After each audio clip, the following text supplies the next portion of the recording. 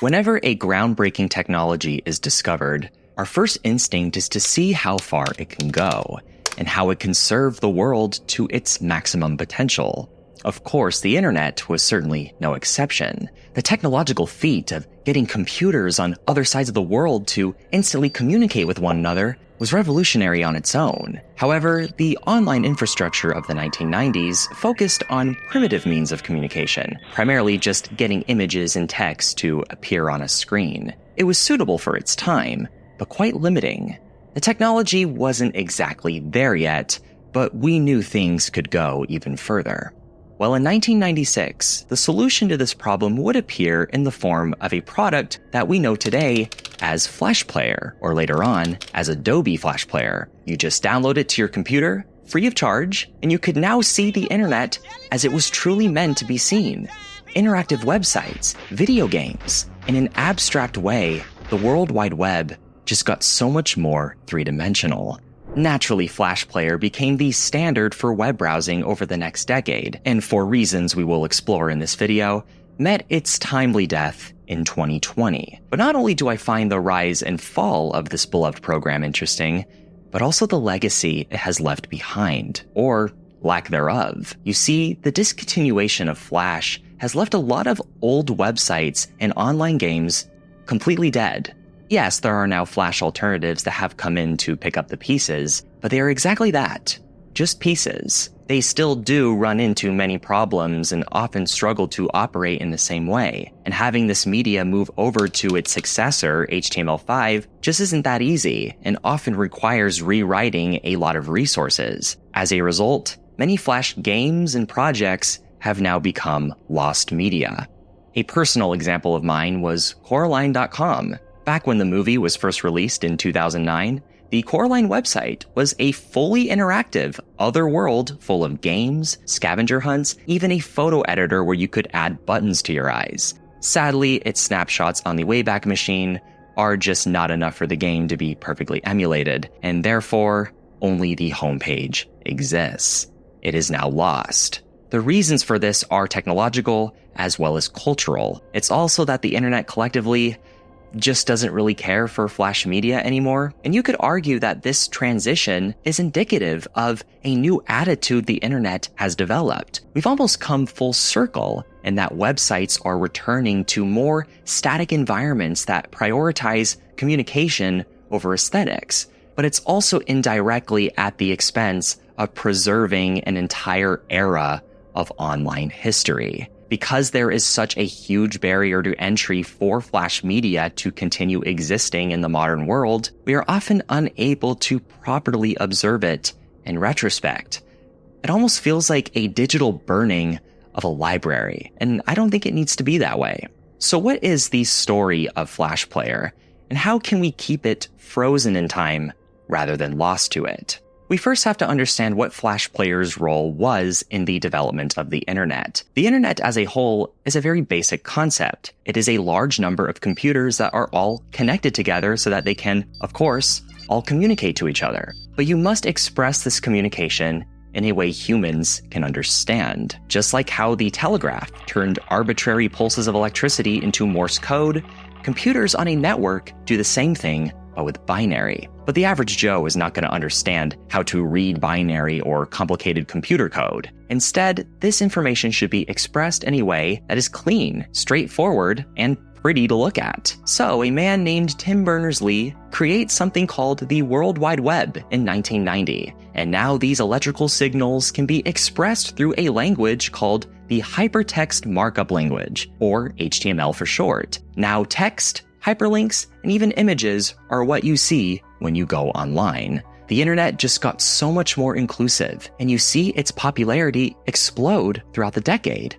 As computer technology got better over the years, the demand for more internet functionality increased. Like sure, AOL.com does look all snazzy and colorful, and it's got all the buttons you need, but it feels a bit stiff, for lack of a better term. Perhaps if we could introduce some fluidity into the page. But aside from some cool looking animations, HTML just wasn't advanced enough yet. The only way to create a website that was truly interactive, dynamic, was to create one that had an intimate connection with the computer's hardware.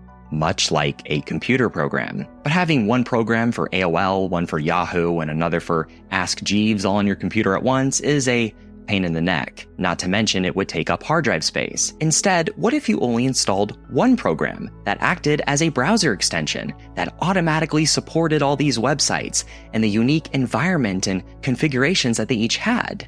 And so, on January 1st, 1996, what we recognize today as Flash Player was released, specifically designed to answer this question. It was originally called Future Splash Player and was owned by FutureWave Software. Macromedia would acquire the product and rename it to, well, Flash Player. But the premise of the program was overall the same. As long as you had this program on your computer, you could now see and use the internet in a whole new way.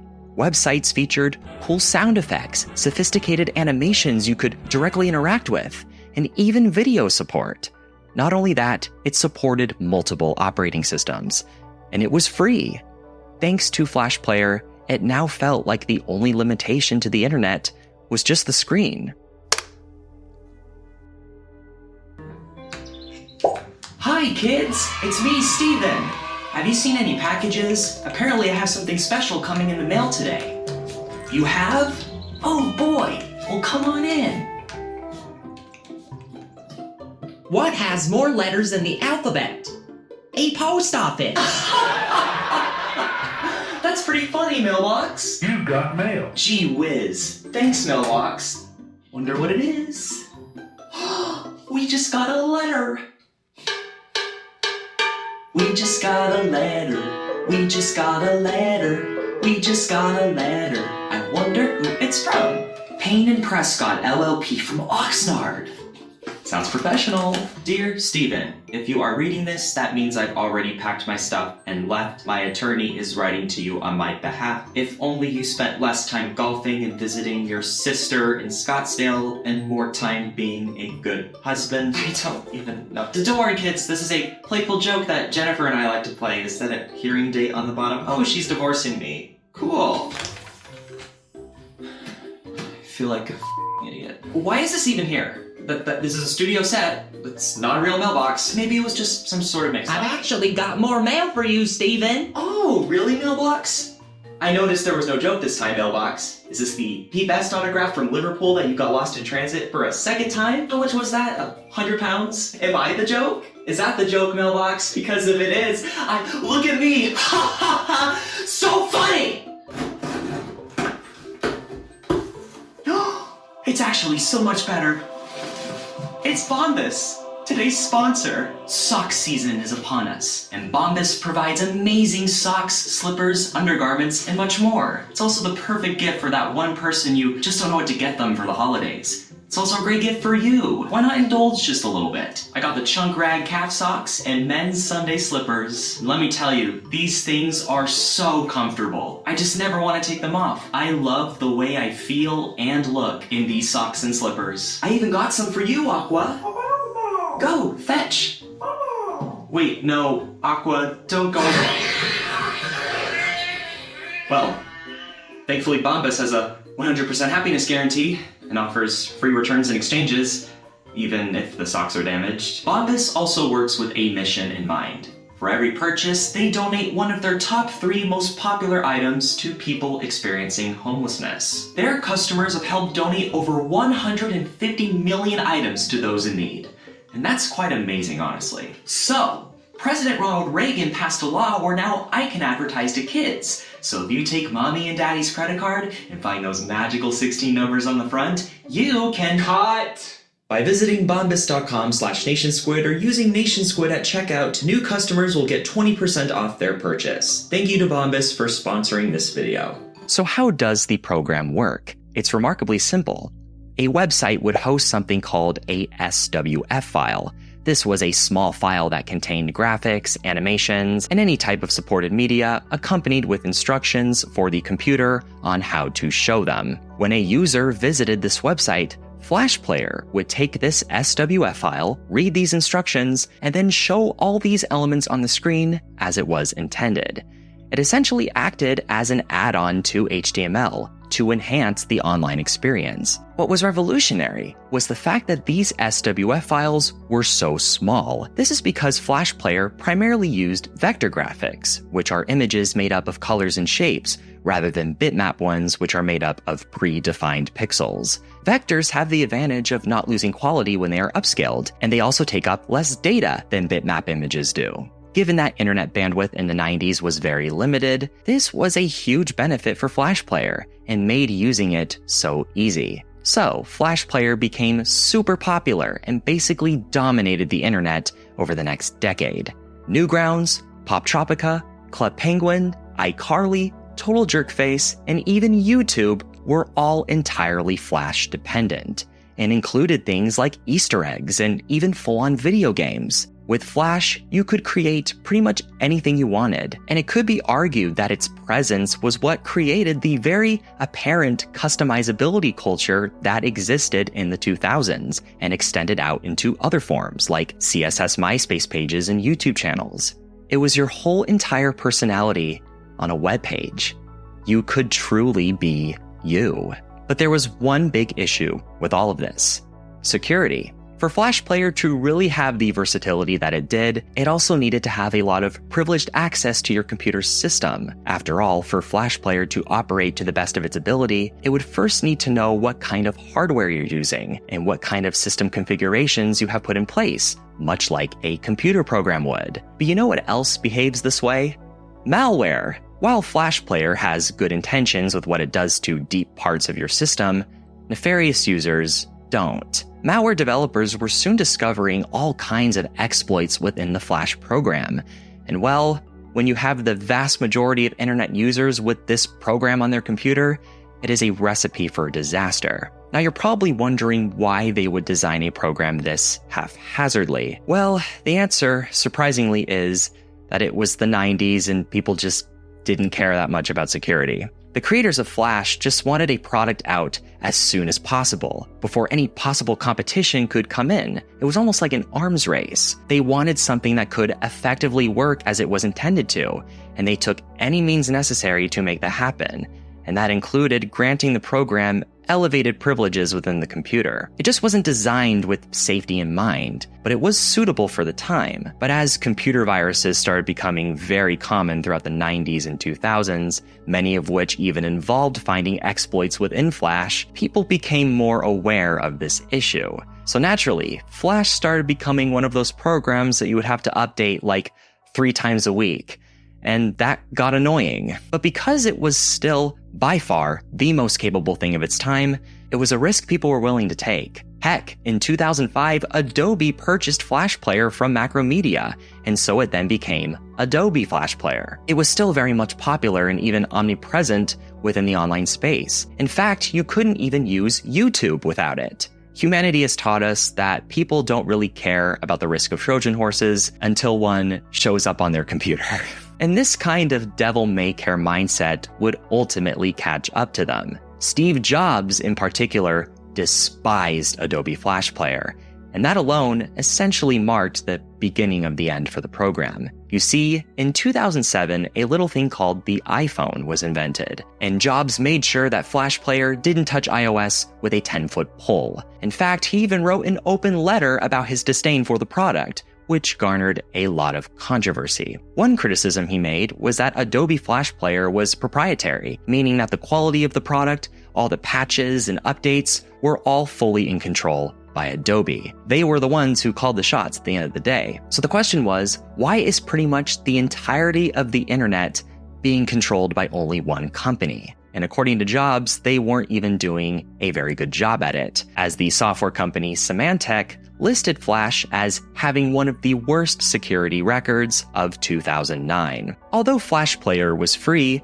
the tools for creating these Flash projects were not, which Adobe continued to provide as part of their own ecosystem even after acquiring it from Macromedia. So the prevalent argument at that time was, does Adobe truly have the best interests of the internet in mind?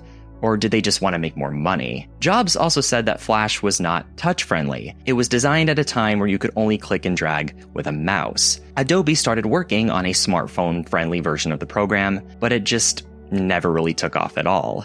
Jobs also cited Flash Player as being very draining on the iPhone's battery, among a bunch of other things. Instead, iPhone, iPads, and iPods used a newer video codec called H.264, and with all these websites having free app equivalents to them, mobile users were able to survive just fine without Flash Player. Jobs' letter was very controversial and led to a lot of drama between Adobe and Apple. Over the next decade, mobile devices and tablets would explode in popularity, even surpassing desktop and laptop PCs in terms of market share. So, of course, the demand for Flash Player was dwindling.